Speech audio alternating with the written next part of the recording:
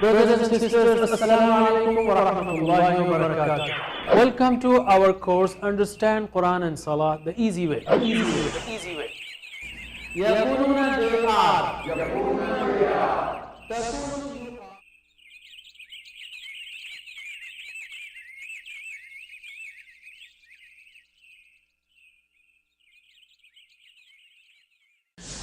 الحمد لله رب العالمين والصلاة والسلام على أشرف الأنبياء والمرسلين نبينا محمد وعلى آله وصحبه أجمعين رب اشرح لي صدري ويسر لي أمري واحلل عقدة من لساني يفقهوا قولي. Assalamu alaikum brothers and sisters, I welcome you to our course Understand Quran and Salah the easy way. In this lesson, that is number 10, we will study Surah Al-Ikhlas and learn some grammar. By the end of this lesson, inshallah, we will cover again number of words which come in the Quran thousands of times. Surah Al-Ikhlas. A'udhu billahi minash shaitanir rajim. Qul huwa Allahu ahad. Say He is Allah who is one, or one and only, alone. Qul is say, almost 350 times in the Quran. Qul is say. Qul is say. Huwa is He. Huwa Allah, He is Allah. He is Allah.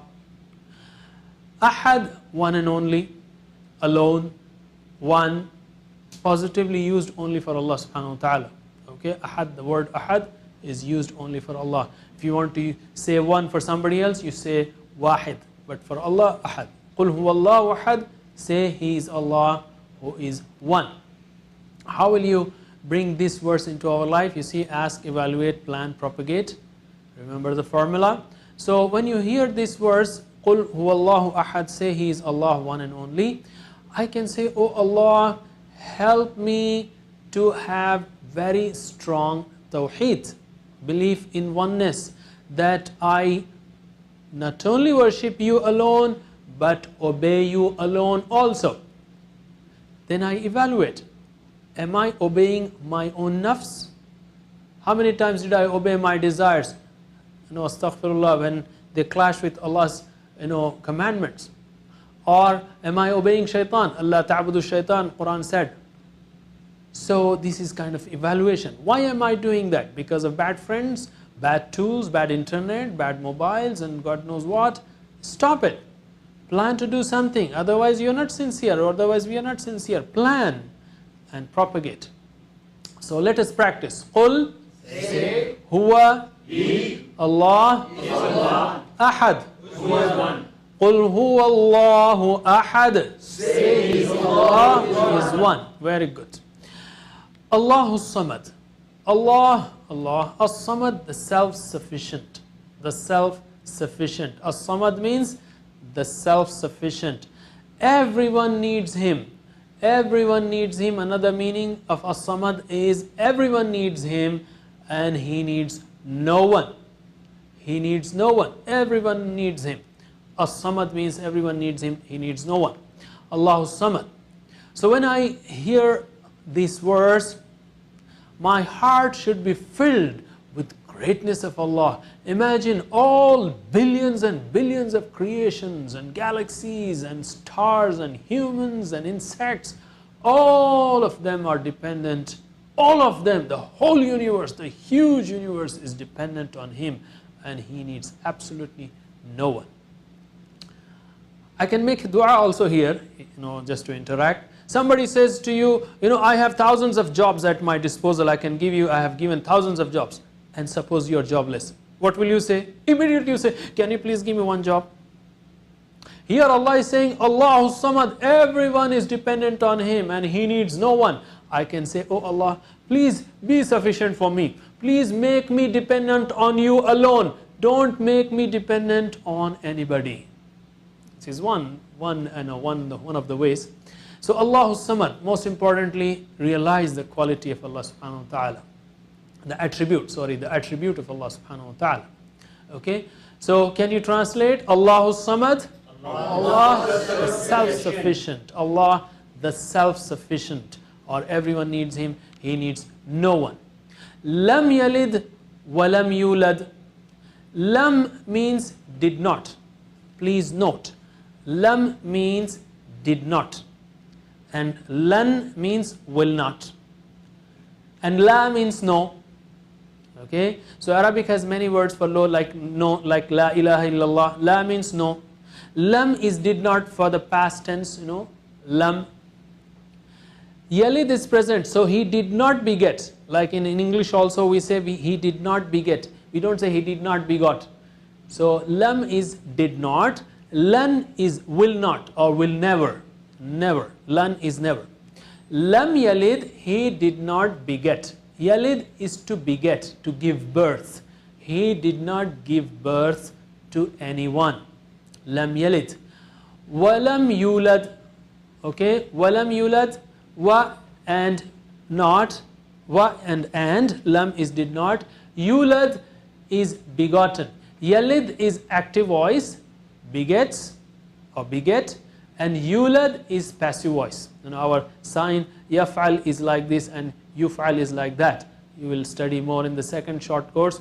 Yalid is begets and yulad is begotten. Lam yalid wa lam yulad. He did not beget and nor is he begotten. Meaning he has no son. He did not be no son, no daughter. And nor is he begotten, meaning he has no father. He has no mother. Okay, absolute, he is alone forever. So just imagine. By the way, the words yalid and yulad are from the same roots, from the same root walada, from which we have other words like walid, walida, walidain, awlad, wilada, milad, and so on. So imagine, just imagine the greatness of this verse and the message that this has. Imagine 100 years back, 1,000 years back, million years back, billion years back, trillions, zillions of years back, and Allah subhanahu wa ta'ala was there, always there. And imagine the future, always there. So your heart will be filled with awe and respect and greatness of Allah subhanahu wa ta'ala. Lam yalid wa lam yulad. In fact, our mind fails to imagine, billions and zillions of years back. We can imagine 100 or 1,000 years, maybe 10,000 years, but million years, it just becomes, our mind fails actually. And to say that Allah has a son, like some people like Christians say Isa alayhi salam is the son of Allah subhanahu wa ta'ala, astaghfirullah, is absolutely wrong. Allah does not beget, does not have any son or daughter. He is alone. He does not need son. You see, as Quran says, why do we need son and daughter? We humans, we get tired. So we come home, we play with our children, we get energy. We humans, we are weak, we get old, so we need our children to support us. We human, we die, so we need our children to take care of our heritage, our establishments, our values, our culture, our propagation, our education. We die, we get weaker, we need children. Allah subhanahu wa ta'ala has no weakness, so he does not need any child or any son or any daughter. That's why lam yalid wa lam yulad. So let's practice. Lam yalid, he did neither beget, wa lam yulad. Lam yalid, he did not beget or he did neither beget, wa lam and nor yulad. Lam yalid wa lam yulad. He did neither beget and nor is he begotten. وَلَمْ يَكُنْ لَهُ كُفُوًا أَحَدٌ. Wa means and, lam is not, did not, okay, yakun is, walam yakun and is not, that means and there is not, lahu for him. We studied this, lahu, lahum, laka, lakum, li, lana, for him, for them, for you all, for me, for us. So lahu for him, unto him. Kufuwan. Kufuwan means equal or similar. We have this or of equal. By the way, this word kufu is used in fiqh when it comes to marital proposals. The scholars recommend that the families should have kufu. That means boys' family and the girls' family should be close to each other in their cultural or economic status, so that they can continue or be compatible in an easy way. So kufu means to be equal. Okay, this is one example just to remember. Kufu is comparable, equal, similar. So there is no one comparable to him. Ahad means anyone. Ahad means anyone. By the way, Qul huwallahu ahad. Ahad means one there for Allah only. And walam yakul lahu kufuwan ahad. And there is no one unto him. Here it means in the negative sense, no one. So in Arabic language also we say ma fi ahad, there is no one. But if there is someone, we say fi wahid, there is one. So when positively used, it should be wahid. But negatively it can be used meaning anyone. Positively only for Allah. Qul huwallahu ahad. Allah is one and only, absolute oneness, alone. Walam yakul lahu kufuwan ahad, there is none unto him comparable. Anyone. That means there is no one comparable to him. In what? In his entity, in his attributes, in his rights and his powers. Entity, that is Allah has no son, daughter, father, mother. Attributes, He alone can hear everyone, can see everyone, can help everyone. That is His attributes. His rights, He alone has the right to be worshipped. Okay, and His powers, He alone has the right to give the law. Any law that contradicts the law of Allah subhanahu wa ta'ala cannot be obeyed, because we should obey Allah. He created all of us should obey Him. وَلَمْ يَكُلْ لَهُ كُفُوًا أَحَدٍ. So am I afraid of somebody? If it is so, that means this verse is not settling inside my heart. I should pray to Allah to have this firm belief. So practice, please repeat the translation or say the translation. وَلَمْ يَكُنْ, and there is not, لَهُ, unto him, كُفُوًا comparable, أَحَدٍ. anyone, وَلَمْ يَكُنْ لَهُ كُفُوًا أَحَدٍ. and there is not unto him comparable Anyone. And if you want to make the running translation, and there is no one comparable to him. So you should rearrange that for English. Okay, there is a beautiful story. There was a companion of the Prophet ﷺ who used to recite this surah in every rak'ah of every salah. And this case was brought to the Prophet ﷺ, and the Prophet asked, why do you do so? And he said, I love this surah. The Prophet ﷺ said, your love of this surah will admit you to Jannah. You see, so we should love this surah. How can we love that too?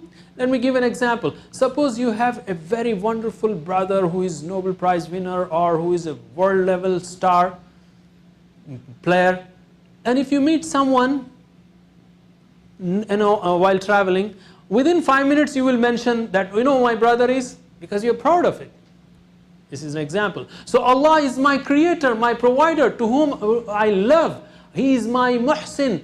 He did everything for me. He does everything for me. So I should be very proud to mention Him, very happy to mention Him. Feel the greatness and of love of Allah when you recite this surah, that Allah is, oh Allah, you are everything to me.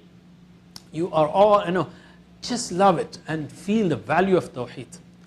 That's it, brothers and sisters. Inshallah, we'll take a break now. After the break, we'll do the grammar. Assalamu alaikum wa rahmatullahi wa barakatuh.